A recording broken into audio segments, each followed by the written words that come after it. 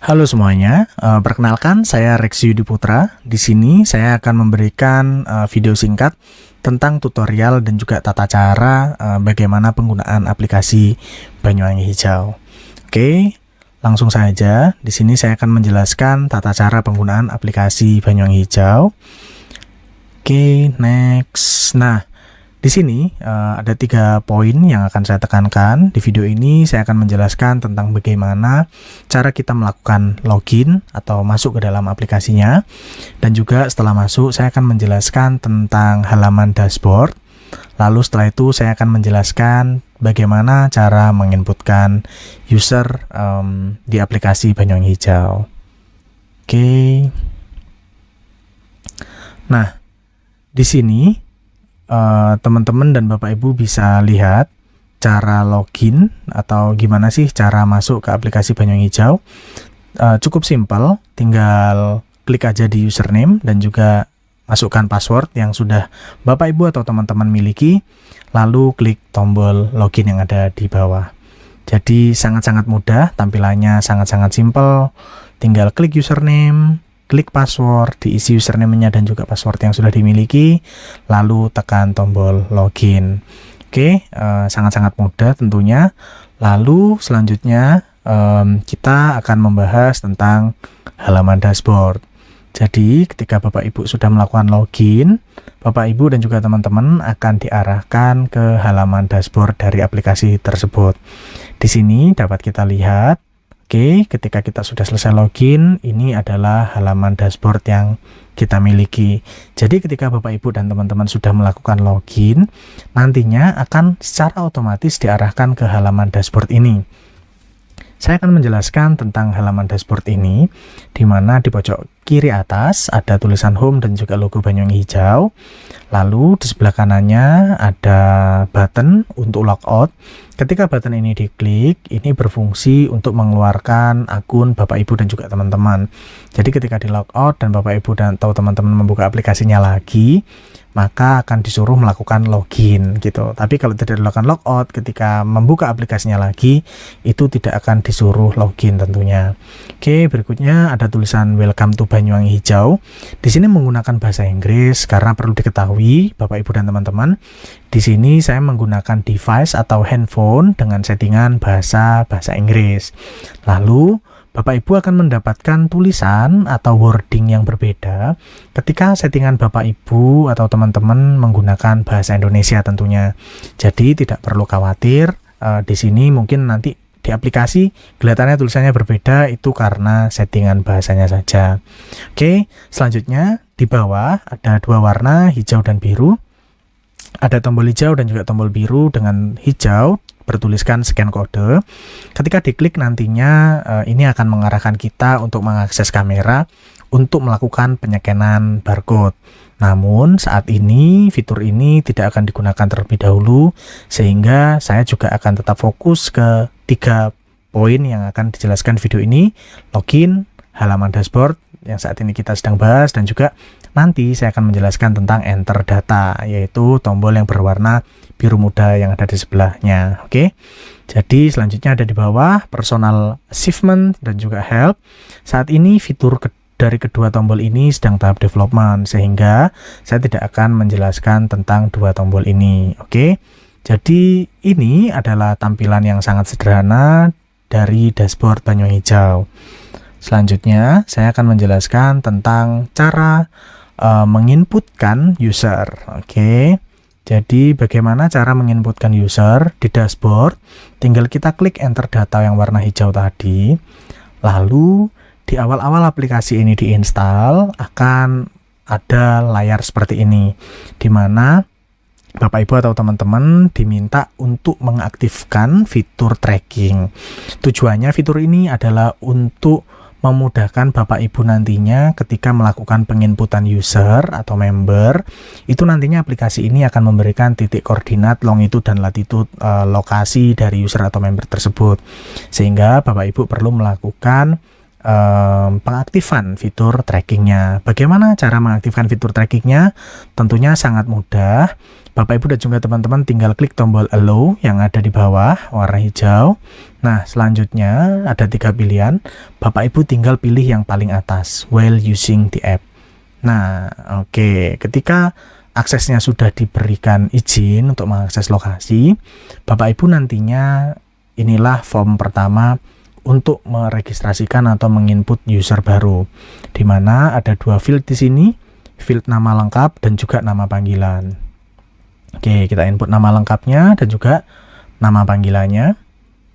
Nah, setelah kita inputkan, di bawahnya ada checkpoint tentang attend is not head of family, artinya yang sedang diregistrasikan ini atau orang yang datang ini itu bukan kepala keluarga case-nya, atau mungkin studi kasusnya yang datang istrinya, bukan kepala keluarganya gitu. Yang diinput nama lengkap istri dan nama panggilan istri, centang aja ini lalu diisi nama kepala keluarganya siapa.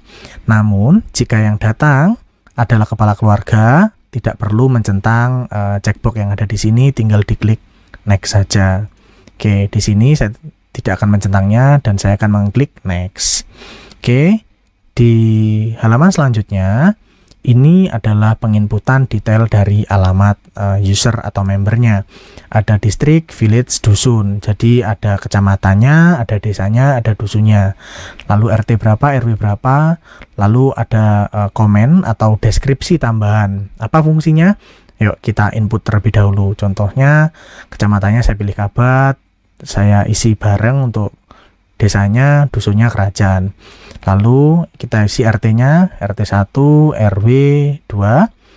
Oke, selanjutnya, nah di deskripsi ini diisi bebas atau bisa tidak diisi. Nah, di sini saya akan memberikan contoh apa sih yang bisa diisi di deskripsinya. Contoh, rumahnya ini dekat musola dan punya rumahnya itu warna catnya hijau. Tinggal kita next. Nah, setelah detail alamat tadi diisi, Bapak Ibu dan juga teman-teman akan diarahkan ke ini. Apakah yang kita inputkan ini mau ikut ke program yang kita lakukan? Jika mau, tinggal tekan yes. Jika tidak, bisa ditekan no. Oke, nah saya kasih contoh mau. Selanjutnya next page. Apakah orang yang kita inputkan ini mengikuti kegiatan triggering? Jika iya, bisa ditekan iya. Jika tidak, bisa ditekan no atau tidak. Di sini saya kasih contoh mengikuti. Nah, lalu ada field tentang menginputkan nomor HP. Di sini untuk penginputan nomor HP opsional. Namun alangkah baiknya Bapak Ibu dan juga teman-teman mendapatkan nomor handphone dari user yang diinputkan saat itu, supaya nantinya tim juga bisa melakukan follow up dengan menghubungi nomor HP yang tertera. Jadi walaupun opsional, usahakan semaksimal mungkin teman-teman dan juga Bapak Ibu bisa mendapatkan nomor handphone dari user atau member yang sedang diinputkan. Di sini saya isikan nomor handphonenya. Oke, karena sudah ada plus 62, kita tidak perlu menambahkan angka 0 di depannya. Kita next. Nah, di sini ada pertanyaan siapa saja atau berapa jumlah orang yang tinggal di rumah tersebut. Contohnya total orangnya ada 5. Nah, selanjutnya yang dewasa ada 2. Yang anak-anak saya isi 3 dan juga perempuannya ada 3, laki-lakinya ada 2. Nah, lalu tekan tombol next. Perlu diketahui ketika tombol next ini tetap berwarna abu-abu, maka pastikan data yang Bapak Ibu dan juga teman-teman inputkan sesuai. Contohnya, jika ada total keluarga atau orang di dalam rumah tersebut 6, maka dewasa dan anak-anaknya ketika dijumlahkan harus berjumlah 6. Jadi ketika data ini ketika dijumlahkan tidak sama, contoh ini 5, number adultnya atau dewasanya saya tulis 1, anak-anaknya 3, kan totalnya cuma 4. Itu tombolnya next ini itu tidak akan bisa berwarna hijau, tapi akan terus berwarna abu-abu.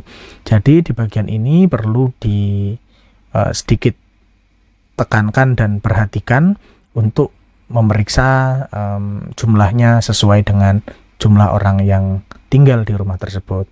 Kita tekan next. Lalu di sini ada pertanyaan, apa pekerjaan dari kepala keluarga. Nah, di sini kita isi contohnya mungkin guru atau guru SMP, guru SD, atau bisa diisi apa pekerjaan dari kepala keluarga di rumah tersebut. Setelah itu kita tekan next, dan di halaman selanjutnya ini adalah halaman di mana ada pertanyaan tentang sosial statusnya. Lalu pertanyaannya ada 3. Apakah rumahnya itu sudah tembok permanen atau masih mungkin menggunakan bambu? Jika menggunakan bambu tidak perlu dicentang, tapi kalau sudah menggunakan tembok permanen bisa dicentang. Nah, lalu nomor 2, apakah rumahnya itu punya kamar mandi dalam atau kamar mandi di dalam rumahnya? Karena mungkin ada beberapa keluarga atau rumah yang masih menggunakan sungai ataupun kamar mandi umum untuk kebutuhan MCK-nya sehari-hari. Jika memang rumah tersebut memiliki kamar mandi di dalam rumah tersebut bisa dicentang. Lalu yang ketiga, apakah salah satu dari keluarga tersebut, orang yang ada di rumah tersebut itu menerima BLT? Jika memang ada yang menerima BLT bisa dicentang. Lalu di bawah ada pilihan. Di situ warna hijau bisa di-scroll. Nah, ada berapa orang yang menerima BLT? 1, 2, 3, 4, atau 5. Seperti itu. Atau semuanya dapat BLT. Atau mungkin cuma 1. Nah, saya kasih contoh di sini hanya 1. Selanjutnya kita tekan next saja. Di sini ada pertanyaan, apa bahan bakar yang digunakan untuk memasak? Nah, apakah bahan bakarnya itu LPG atau gas? Atau ini minyak tanah, arang, atau kayu bakar, atau yang lainnya. Nah, tapi kebanyakan keluarga sekarang atau rumah sekarang itu menggunakan LPG. Namun jika tidak menggunakan LPG, masih menggunakan kayu bakar, bisa dicentang yang kayu bakar. Di sini saya memberikan contoh yang menggunakan LPG. Oke. Selanjutnya langsung tekan next, dan ya, selamat. Progres admin, registrasi user barunya sudah berhasil dan bisa ditekan go home atau back to home, lalu atau tekan tombol silang yang ada di kanan atas. Ya, hanya begitu, sangat-sangat simple. Kelihatannya memang ada banyak sekali form yang harus diisi. Sebetulnya tidak juga, karena form yang diisi tersebut sebenarnya hanya singkat-singkat. Atau datanya itu sebenarnya hanya sedikit. Kita buat sedemikian rupa supaya juga tidak di satu halaman langsung diisi banyak kayak gitu. Jadi ada step by stepnya. Jadi sekian video tentang tata cara penggunaan aplikasi Banyuwangi Hijau, mulai dari login atau masuk ke dalam aplikasi, penjelasan tentang halaman dashboard, dan juga bagaimana cara menginputkan user. Semoga video ini bermanfaat. Kalau teman-teman atau Bapak Ibu punya pertanyaan, silahkan hubungi kontak service ataupun kontak support dari tim Banyuwangi Hijau. Sekian video dari saya. Mohon maaf jika ada tutur kata yang salah. Salam sehat selalu. Bye.